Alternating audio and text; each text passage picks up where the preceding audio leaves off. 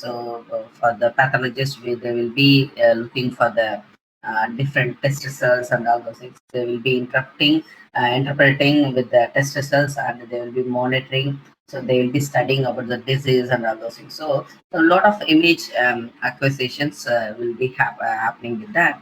So with the images, with the test results and all those things, there will be interpretations will be done from the pathologist, and then they will be going for the kind of treatments and all those things. Okay, so when you look for the telepathology, okay, so the pathologist will be looking for the informations. Okay, so the informations for the diagnosis purpose and all those things. So they will be looking for the kind of specimens and all those things. So whether it's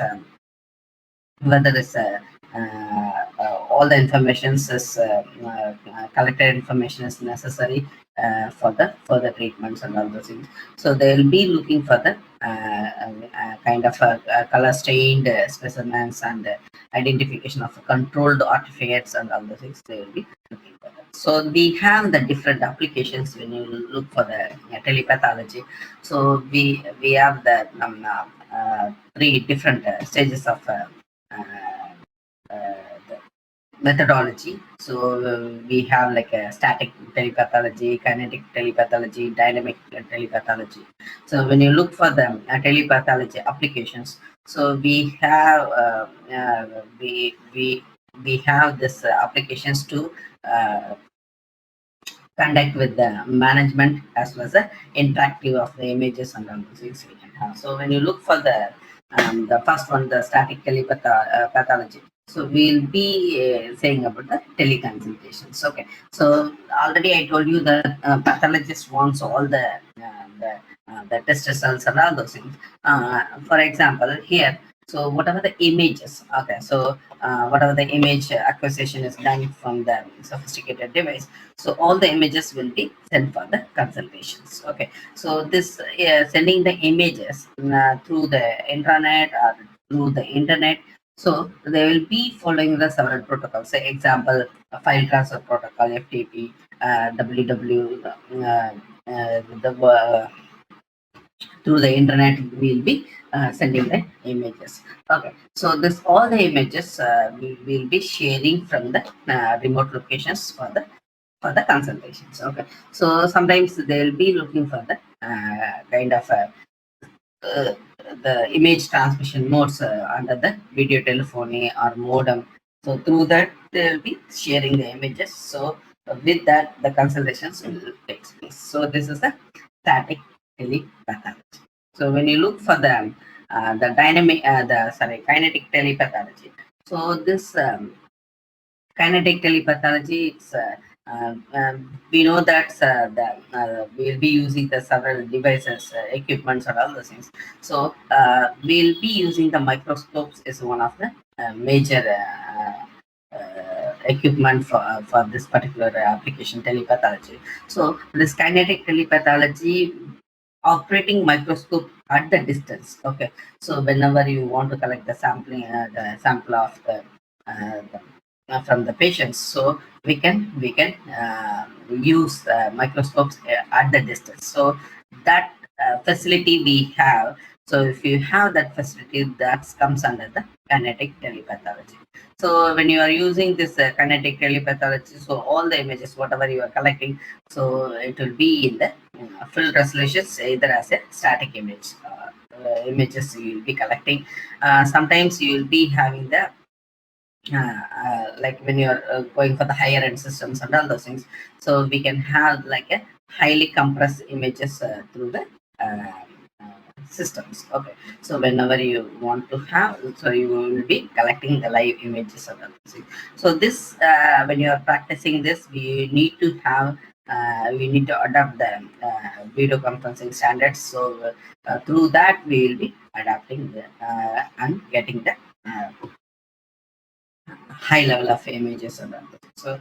So we can have like a both at the same time also, so that we can say as a intraoperative specimens. So this is a kinetic telepathology. When you look for the dynamic telepathology, so we have both the options. Okay, so we'll be taking the images, we'll be collecting. So we'll be taking the full color non-compressed images at the real times. So we'll be conducting. So that's a dynamic telepathology. So we have like a static telepathology, kinetic telepathology, as well as a dynamic telepathology. So when you look for the telepathology systems, so we need to have the system requirements. So when you look for the system requirements, we need to have like a, already I told you that we will be collecting the several test results and all those things. So we need to store all the information. So for that, so we need to have the sophisticated the database systems. Okay, so when you have the sophisticated database systems, so you'll be storing all the previous histories. Okay, say example biopsies if they are taking, so the biopsy results, everything will be stored in the database system. So we'll be collecting all previous histories. Okay, so whenever it's required, so we can have like a we can raise the query, we can search for the clinical histories, what was the previous histories and all those things, so we can get. So for that we need very sophisticated multimedia database systems. So with that help, so we can get all the informations whenever it is required. Similarly, the whatever the images you are collecting, so the sufficient resolution should be there. So this resolution depends on the what is the power, the microscope powers we have. Say example, the when you are purchasing the mobile phone, you'll be looking for the how many megapixels, right? So like that. So what is the microscopic power? So it depends on that. So the image resolutions will be this. Definitely, we require the sufficient resolutions. So we need to have like an interactive control and a knowledge color spectrum response, like a camera as well as a display unit. So how the display unit also, it's very important when you look for the pathologist reports, images and all. So we need to have the controlled sampling. So the next one is the security and confidentiality tools, because we will be dealing all the patient's test results and all those things. So we need to have the secured way of transmission of information, as well as we need to use the secure the informations with the storage space and all this. So only the authorized people can be accessing with that. So this was the system requirements when you look for the telepathology delivery systems. So if you are concentrating on this 5 areas, it is a very good system you can build with that. Okay, so we'll be looking one by one. So what is required when you look for the multimedia database systems? So we need to look for the database systems. So we know that all the previous histories, all those things has to be stored in the database. Okay, so we need to know about the patient history, so the previous histories and all those things. So we need to know when they were taken the biopsies and all those things, the previous history of the clinical studies, everything has to be stored. Okay, so this the multimedia database will help you to uh, uh, whenever it's needed, you can cross check with the previous history. Okay, so the another important thing is when you're looking for the multimedia database, so whatever the storage purpose when you're using, so it should be whenever it's required, we need to retrieve. So we need to have the concerned laboratories and all those things. So they will be connected with uh, the multimedia database. Then they will be getting all the information. So whenever you have this the previous biopsies or all those things, about the patient histories and all those things, so whenever it's needed, it should be available for the pathologist to have the comparison purpose. So they will be comparing. Say example, after few months or few years, if they take after few months, after few days, if they take, so they will be comparing with the what is the day 1 and day 25, month 1 and in the comparison after 6 months, after 1 year. So they need to get all the information, biopsy information with the for the comparison purpose of that. So we need to have the very good the query systems. Okay, so whenever the particular the test results, if any pathologist raising the query, so it should give the kind of dedicated system. So we should have the efficient method of query or selection of the patient ID with that. So what type of informations we want. So we the different search we can enable it. Okay, so that it will be easy to get the information. So similarly, we need to have the very good resolutions. Uh, basic things, we need to have the sufficient resolutions. Okay, so when you look for them, what are the images, so definitely we will be looking for the color images, so we need to have the sufficient resolutions. Okay, so when you look for the sufficient resolutions, also we need to look for the dynamic range. Okay, so this dynamic range, so we'll be getting about the saturation levels as well as the minimum detections level divided by the capability of the detection change. Okay, so that difference will be saying as a dynamic range. Okay, so the S max is nothing but the saturation levels are maximum value to be detected without saturations. Okay, so when you look for this maximum saturation levels, then we have the S minimum detection levels, minimal level. Okay, what can be detected? So mini max mode. Okay, so what is the S difference we have? Okay, so with that we can find the dynamic range. Okay, so this dynamic range is very important.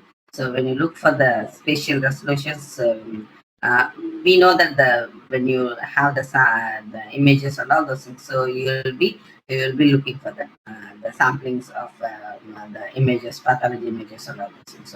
So this spatial resolution is one of the important field we need to concentrate. So this is will give you the kind of accurate visual perceptions, because so the visual perceptions is very important. So say a simple example we can take, when you are taking the pictures, so you'll be looking for, you need to look for the same actual image should be there. So the visual perceptions is very important, it should be accurate also. So when you look for uh, the visual perception, so you'll be looking for the lot of requirements. Okay, so when you are looking for the minimum requirements for the capturing the systems, depending on the power of the camera, we can say. So now we are using the pathology conditions, we are checking. So whatever the microscopes we are using, what is the microscope powers? So the different microscope powers we have. So based on the clinical conditions where we are using, so a lot of microscopes types we have. So the different types of microscopes we have. Okay, so the different types of lens we have. So what is the microscope, the lens we are using? So it depends on that, the power will be changing. Okay, so when you look for this information, so definitely you'll be getting as a lot of the information about the microscopes. Okay, so whether that's 4x or 10x or 40x, so 100x powers, so we will be getting as a how the um, zooming powers and all this. Okay, so if you are using the higher end of microscopes and all those things, so then you will be getting as a very good clarity and all those things. So the imaging power will be more. Okay, but we need to have the minimum requirements when you are using for the telepathology. So when you look for this the telepathology, so it's directly related to the capability of the pathology images to the support lossy compression algorithms and all this. Okay, so this is very important, the spatial resolutions, then sampling theory. Okay, so whatever the informations you have in the images. Okay, so the spatial resolution is related with the amount of information present in the one spatial dimensions unit and all those. Okay, so we need to have the informations. So if you have the information, so that is going to use for the diagnosis purpose and all those. Okay, so we need to have the maximum spatial frequencies, which will give you kind of information, so we can have like a detecting the particular areas and all those things, so the area of interest and all those things. So this also will give you kind of transmit for the digital images and all this. Okay, so we have that 2D images. Okay, so with the acquisition devices, so we can get it. Okay, so when you use the sampling theory, so it's going to have all the informations. Okay, so we are trying to reduce the reasonable limit. Okay, so when you are reducing the reasonable amount of informations, so it's very easy for the storage purpose as well as the processing. Okay, so when you're looking for the transmission over the network and all those things, so we can reduce the amount of work, so computation process as well as optimize for the transmissions and all those things. So this can be little things can be um, taken care here. Okay, so when you are looking for the uh, well, say example, only the required informations can be taken. So you are trying to reduce the reasonable limits. Okay, so but you should not you should be careful that, so what is the needed information. So, okay, so that is very very important.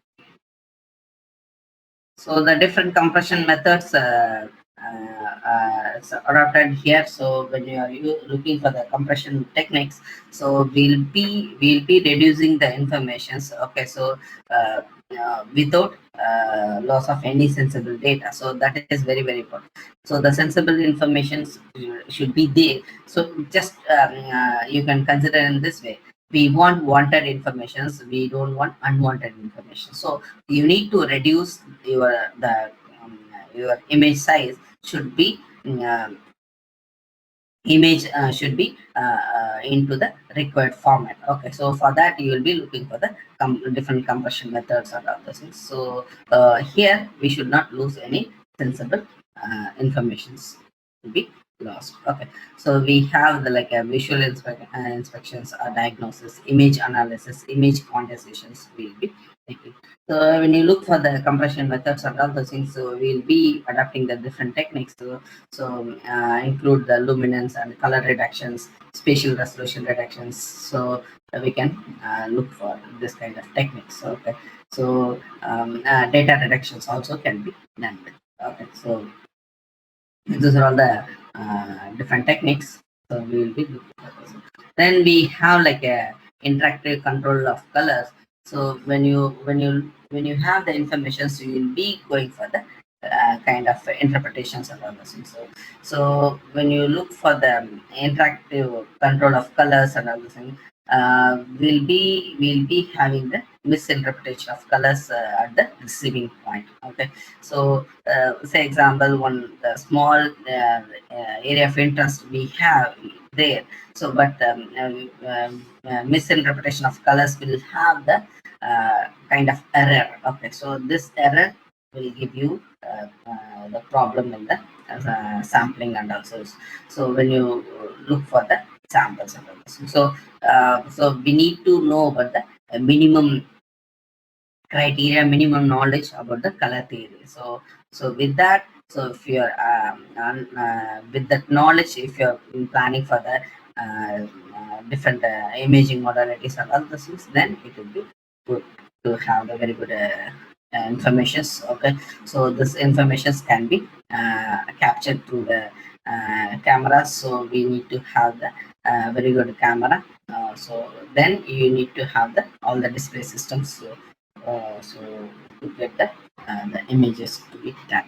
Okay, so we need to have the very good interactive systems. So as well as we need to have very good we need to build a kind of corrective units, gamma corrections, so that we can have the very good visual perceptions with that. Okay, with the colors, that is very very important. So if the color changes or something misinterpretation of colors are happening, so definitely it causes the problem in the diagnosis. Then the controlled sampling. So the already I told you the pathologist will be looking for the kind of information. So when they do the diagnostic and all those things, so definitely some discrepancies due to the sampling error will occur. So this is a range between the 9 to 6.3% will be happening. So we need to have the sample control. So the sample control can be done with the different procedures and all those things. So when you use the microscopes and all those things, already I told you the more advanced systems when you're using like robotics assisted microscope systems and all those things. So this when you're using the robotic assisted microscope systems and all those things, you can have the sampling with the remotely. So the distance site also, remote location also, it can be done with that. Okay, so when you use this kind of advanced systems and all those things, then it will be good. We can collect all the samples and everything. So when you look for the images and all those things, so one of the simplest way we can say is that encompass to send the low power images with the marks and all. Okay, so where higher power images will be taken with it. So this is a controlled sampling skill. So this is a controlled sampling issues in the telepathologies we have. So the different types of sampling, sampling we have, liability we have. Okay, so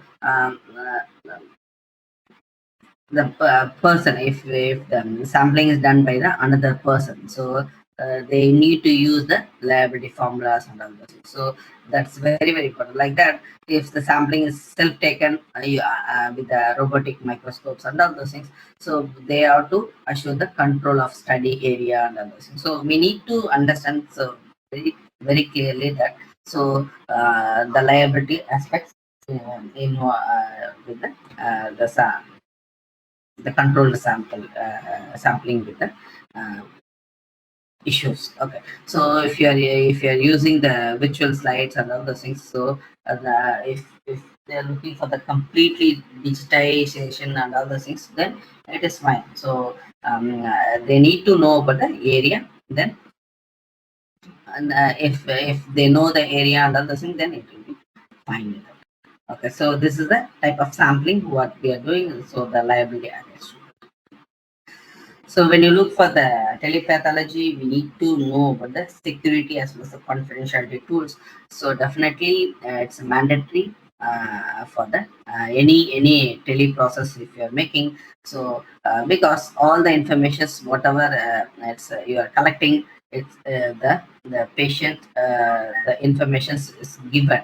Okay, so the patient information should be kept confidential. Okay, so that should be shared only with the doctors. Okay, so the security is very very important. Confidentiality tools we need to use. So when you look for this, it's a mandatory. So for any teleprocess already I told you. So who is the authorized person and unauthorized persons, we need to categorize it. So with the digital signature authentications, so we can have all the informations. So who can visualize informations, who can edit the informations. Okay, so so the technicians and the healthcare professionals, doctors, so they have the different categories. Okay, so who is going to deal all the data with that. Okay, so if any modifications with the systems they want to do, so how who is the authorized unauthorized persons, all those things has to be there. Okay, so addition to this, we need to have the organizational requirements to use the system by the staff. That's what I told you, the technicians and all this. So always remember that, so they should aware of the whatever the informations about the patients it's available. So they should have the information production techniques for getting all the information storage and all those things. So because sometimes misuse of information will happens. So when you use the manipulating the misuse of the personal information and all those things, okay, so they should have the kind of liability issues linked to the particular task that should be there. Okay, that is very very important thing is so you need to understand. So how you are categorizing the authorized person and unauthorized persons, so who is going to deal with that. So that's very very important. Then the security and confidential tools, so continues with that. So when you look for the organizational requirements, it's we need to have the very very very strict rules with the information. So when you look for the all the information, so whichever you are storing for the purpose, so you'll be looking for the kind of in charges and all that. Okay, so um, they need to know about the all the importance area, so what they are doing. Okay, so it can be done through the through your studio organizations. So we can have like a computer based systems dedicated so that it can be done. So the authorized person will be logging in with that. Okay. So when you look this kind of information sharing, so we need to ensure that the safety of the secured level of information. So we will be looking for the computer supported cooperative work, CW. So um, that does not seem to be an essential feature for the telepathology diagnostic systems, but still we can connect. Okay, so we have a lot of benefits with telepathology. So whenever you are looking for the telepathology, so the medical professionals from the different locations, so they can view the images simultaneously. So when they look for the kind of the second consultations, if they are going, or they are going for the expert opinion and other things, so they can discuss, they can view the images simultaneously, and they can discuss, and through the teleconferencing they can come for the some kind of decisions or some protocols to be followed for the treatment level. Okay, so similarly the doctor also can consult with the pathologist. Okay, so who is very specialized in the patient area of concern. Okay, so they can consult with that, then they can take a call for the treatments and all those things. Okay, for example, liver pathology, lung pathology, and all those. Okay, yeah, already I told you, so the expertise opinion can be taken by the healthcare professionals, also can be using the telepathology. These are all the benefits. Okay, so all the patient data, so whatever we are dealing, so that is converted into the electronic health information systems. So it will be stored in the purpose of retrieval whenever it's required. So you need to understand the cost involvement for the telepathology and all those things, because so we'll be looking for the robotic assistant microscopes and all those things.